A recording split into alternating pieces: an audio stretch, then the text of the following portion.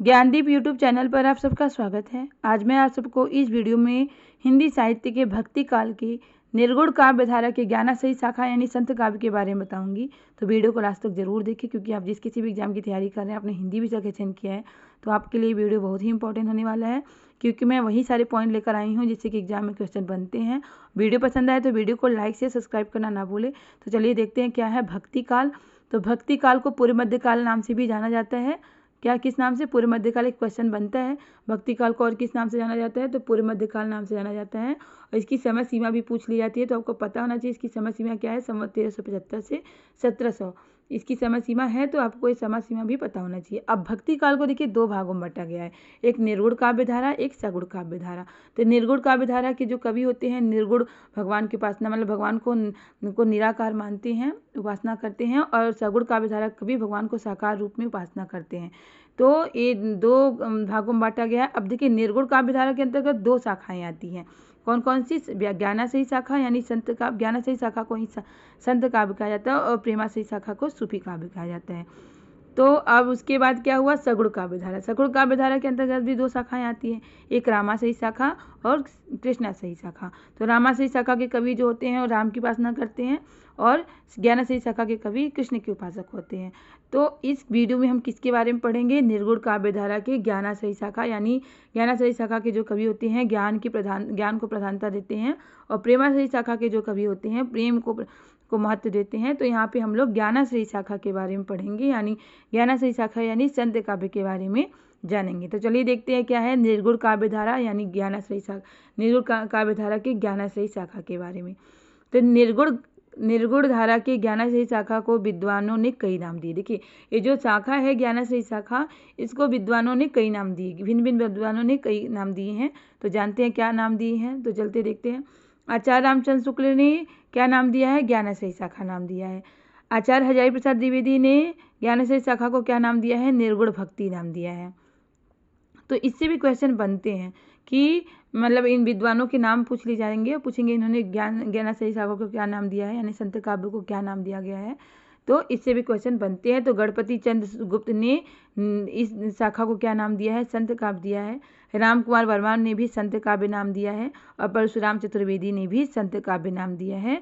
तो नामकरण से भी क्वेश्चन पूछ लिए जाते हैं, तो आपको पता होना चाहिए कि ज्ञानाश्रयी शाखा को विद्वानों ने क्या नाम दिए हैं। जैसे रामचंद्र शुक्ल ने क्या नाम दिया है, हजारी प्रसाद द्विवेदी ने, गणपति चंद्र गुप्त ने, राम कुमार वर्मा और परशुराम चतुर्वेदी ने ज्ञानाश्रयी शाखा को किस नाम से क्या नाम दिया है। अब देखिए यहाँ पे है संत काव्य धारा के प्रथम कवि एवं प्रश्रोता निम्नलिखित हैं। अब देखिए संत काव्य धारा के प्रथम कवि कौन है, इसमें भी विद्वानों के अलग अलग मत हैं।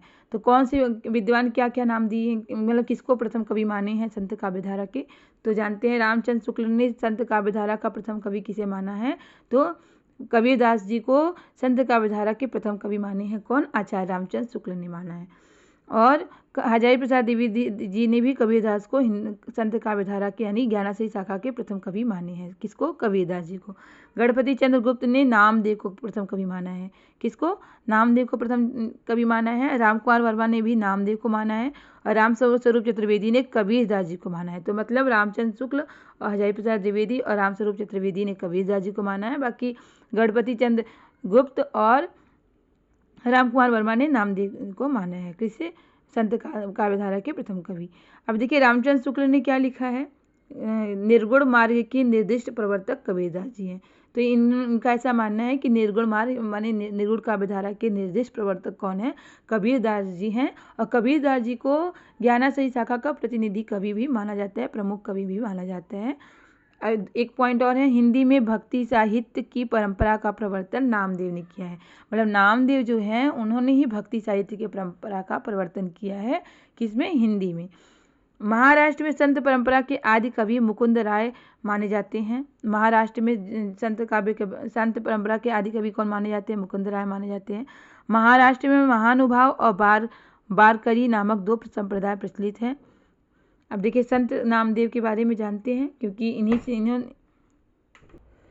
तो संत नामदेव के बारे में हम लोग जानेंगे, क्योंकि हिंदी में भक्ति साहित्य की परंपरा का प्रवर्तन किसे माना जाता है? नामदेव को। तो इनके बारे में जानते हैं नामदेव के बारे में। महाराष्ट्र के भक्त संत, एक कहाँ के भक्त थे? महाराष्ट्र के भक्त संत नामदेव के बारे में हम लोग जानेंगे। तो किस संप्रदाय से हैं? वारकरी संप्रदाय से हैं। इनका जन्म 1135 और मृत्यु 1215 ईस्वी में हुआ था। जाति के, देखिए जाति भी पूछ ली जाती है, जाति के क्या थे? नामदेव। नामदेव किस जाति के थे?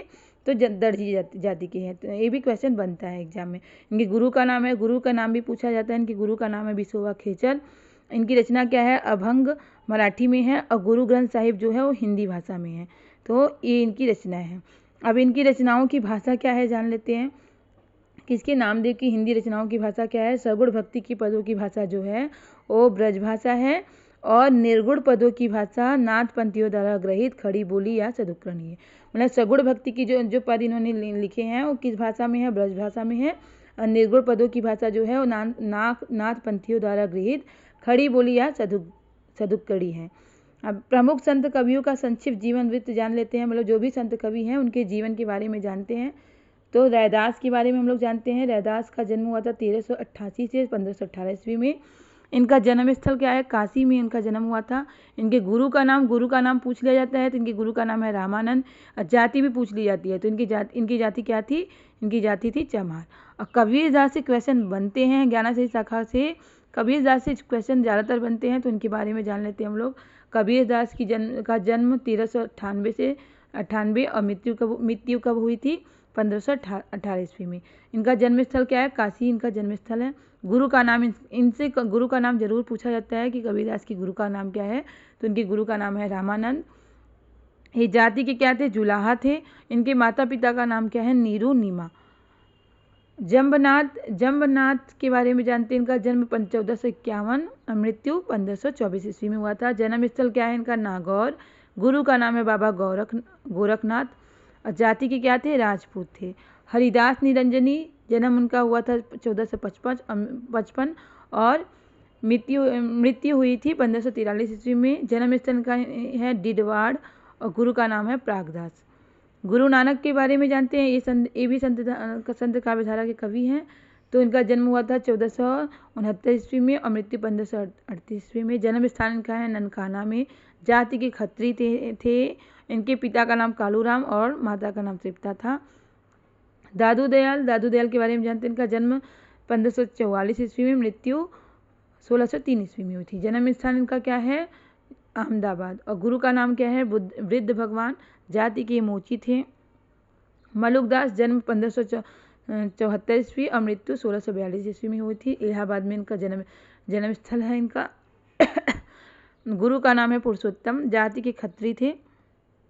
सुंदरदास के बारे में जान लेते हैं। इनका जन्म 1596 ईस्वी में और मृत्यु 1689 ईस्वी में हुई थी। जन्म स्थल इनका जयपुर में हुआ था। और गुरु का नाम है दादू दयाल। जाति के क्या थे? बनिया। पिता का नाम परमानंद, माता का नाम सती है। देखिए अब पॉइंट जो क्वेश्चन बनते हैं इससे वो पॉइंट जान लेते हैं। डॉक्टर बच्चन ने लिखा है कि हिंदी भक्ति काव्य के प्रथम पुरस्कर्ता कौन है? कबीर है, ऐसा डॉक्टर बच्चन का मानना है।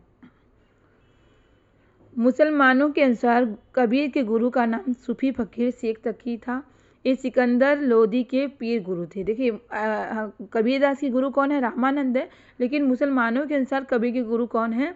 सूफी फकीर शेख तकी। तो क्वेश्चन बनता है कि मुसलमानों के अनुसार कबीर के गुरु कौन माने जाते हैं? तो सूफी फकीर शेख तकी। ये सिकंदर लोदी के क्या थे? पीर गुरु थे। कौन? सूफी फकीर थे शेख तकी। तो ये क्वेश्चन भी बनता है एग्जाम में, इंपॉर्टेंट है।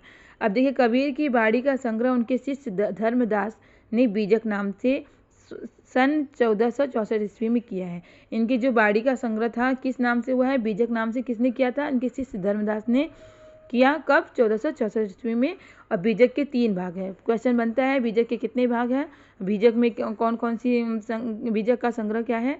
तो रमेनी, शबद, साखी, शबद, रमेनी। अब देखिए कबीर की भाषा को पंचमेल, खिचड़ी, सदुक्कड़ी आदि नाम से अभिहित किया गया है। तो आचार्य हजारी प्रसाद द्विवेदी ने कबीर को बाड़ी का भाषा का डिक्टेटर कहा है। एक क्वेश्चन कई बार एग्जाम में पूछा जा चुका है कि कबीर को भाषा का डिक्टेटर किसे कहा है? तो आचार्य रामचंद्र शुक्ल ने कहा है। या कबीर को आचार्य हजारी प्रसाद द्विवेदी के अनुसार कबीर की भाषा को क्या कहा गया है? तो भाषा का डिक्टेटर कहा है।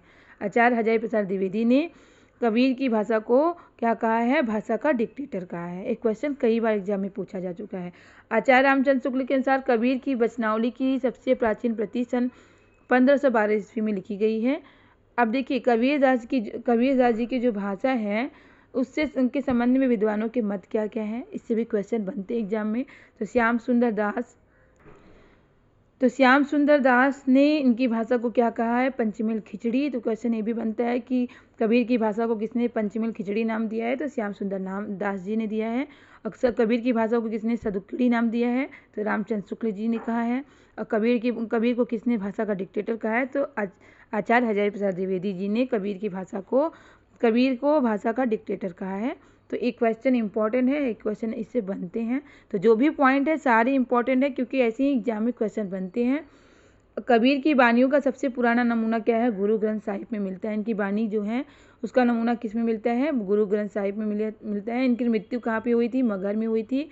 इनकी पत्नी का नाम लोई और पुत्र पुत्री का नाम क्या है? कमाल कमाली। तो ये भी क्वेश्चन पूछ लिए जाते हैं इनके बारे में। संत रैदास जो है मीराबाई और उदय के गुरु माने जाते हैं। क्वेश्चन बनता है कि मीराबाई के गुरु का क्या नाम है? तो संत रैदास यानी रविदास मीराबाई के गुरु का नाम है। रैदास के 40 पद गुरु ग्रंथ साहिब में संकलित हैं। गुरु नानक देव सिख संप्रदाय के मूल प्रवर्तक और आदि गुरु माने जाते हैं। क्वेश्चन बनता है कि सिख संप्रदाय की मूल प्रवर्तक कौन है? गुरु नानक देव जी हैं। और सिख संप्रदाय के आदि गुरु कौन है? तो गुरु नानक देव जी हैं। तो गुरु नानक देव की पत्नी का नाम क्या है? सुलक्षणी। और इनके 2 पुत्र थे, कौन? श्रीचंद और लक्ष्मी चंद। तो इनकी रचनाएं क्या क्या है? गुरु नानक देव की जपूजी रचनाएं आपको पता होना चाहिए, क्योंकि ये क्वेश्चन बनते हैं गुरु नानक देव की रचनाओं से। जपूजी, आस दीवार, रहीरास, सोहिला। गुरु जो कि किसमें संकलित है? गुरु ग्रंथ साहिब में संकलित है। जपूजी नानक दर्शन का सार तत्व है। और नसीहतनामा नानक की महत्वपूर्ण रचना है। नसीहतनामा जो है वो गुरु नानक की क्या है? महत्वपूर्ण रचना है। दादू दयाल की वाणियों का सर्वप्रथम संपादन उनके 2 शिष्य कौन कौन थे? संत दास और जगन्नाथ दास ने हरिणय वाणी शीर्षक नाम से किया है। इनके जो वाणी थी दादू दयाल की वाणियों का जो सर्वप्रथम संपादन किसने किया था? इनके 2 शिष्य कौन? संत दास और जगन्नाथ दास ने हरिणय वाणी शीर्षक में किया। और पुनः रज्जब ने अंगबधू शीर्षक में इनका संपादन किया। फिर बाद में क्या हुआ? रज्जब ने इसका अंगबधू नाम शीर्षक से संपादन किया। संत कवियों में बाबरी साहिबा महिला संत साधिका है। और संत कवियों में जो बाबरी साहिबा हैं ये महिला संत साधिका हैं। महिला संत साधिका कौन है संत कवियों में? तो बाबरी साहिबा है। अक्षर अनन्य प्रसिद्ध छत्रसाल के गुरु थे। संत रज्जब का पूरा नाम क्या है? रज्जब अली खां संत रज्जब का पूरा नाम है। संत सैयद फरीद का दूसरा नाम क्या है? शाह ब्रह्म या इब्राहिम शाह या शंकरगंज। अब देखिए कबीरदास की मतलब संत काव्य के कवि और उनकी रचनाओं के बारे में जान लेते हैं। तो कबीरदास क्या जो है बीजक में संग्रहित है क्या क्या? साकी शबद रामायणी बीजक नाम से संग्रहित है क्या? साकी शबद रामायणी रचनाएं हैं इनकी। और रैदास यानी रविदास की रचनाएं क्या है? वाणी। नानक देव की रचनाएं क्या है? इनकी रचनाएं ग्रंथ साहिब में संकलित है, जिसके संकलनकर्ता कौन है? गुरु अर्जुन देव थे।